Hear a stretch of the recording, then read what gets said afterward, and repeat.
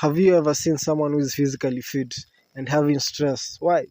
Because they have only dealt with the physical attribute of depression, and they have not dealt with the deeper emotional and spiritual cause that's causing this problem.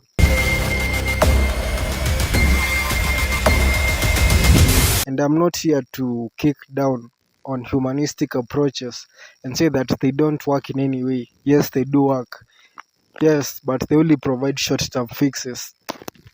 Hello and welcome back to Cactus Advent. Here at Cactus Advent, we are true to who we are, therefore reminding you, to be unique, and to be better. Now, as we continue looking at depression and anxiety, today we are looking at some of the healthy ways that people look or deal with these meanings. And I would like to look at this meanings from a humanistic approach. And what is humanism? Humanism is the belief that us as humans, we can identify our own problems, our own interests, our own how we can survive and our own solutions without the need of a deity. We can provide our own solutions without outside help of God. That is what is humanism. And today, the majority of the techniques that are here to deal with these meanings are from a humanistic approach. But as we shall find out that these humanistic approaches only provide short-term relief, but they don't deal with the underlying issues. So this is why you find that you get some short-term relief in the short term, but in the long term, the issue doesn't go anywhere. The first way we're going to talk about CBT, cognitive behavioral therapy. It's called CBT. This is why you are told for you to go and examine yourself and identify what are the negative thought patterns, where are they coming from, and what is causing them. And here you go and find out what are the irrational beliefs or things that are causing this depression, and to replace them with more positive reaffirmations, which will solve the problem. And an example of this is that if you are thinking about, say, suicide, and what was causing you to think about suicide was loneliness.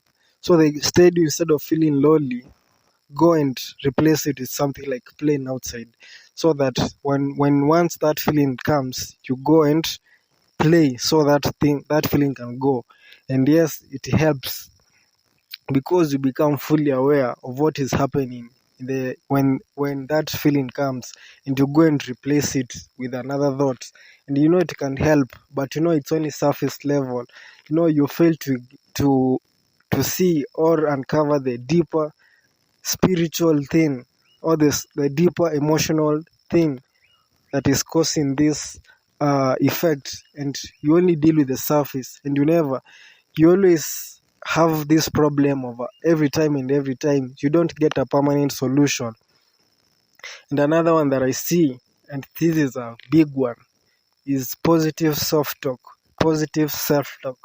And this comes a lot from books which are self-help books, all these humanistic books, all these motivational speakers. They are very good at this. This is where they tell you, reaffirm good things in your life, reaffirm good things in your life. So you go and reaffirm, you go and tell yourself that you are good, you can do all these things, and you reaffirm these effects for a very long time.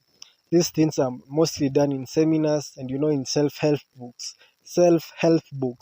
so that when you read the self-help book or you attend a seminar of a prominent guru who is very active in this niche, you find that the feeling of helplessness has gone.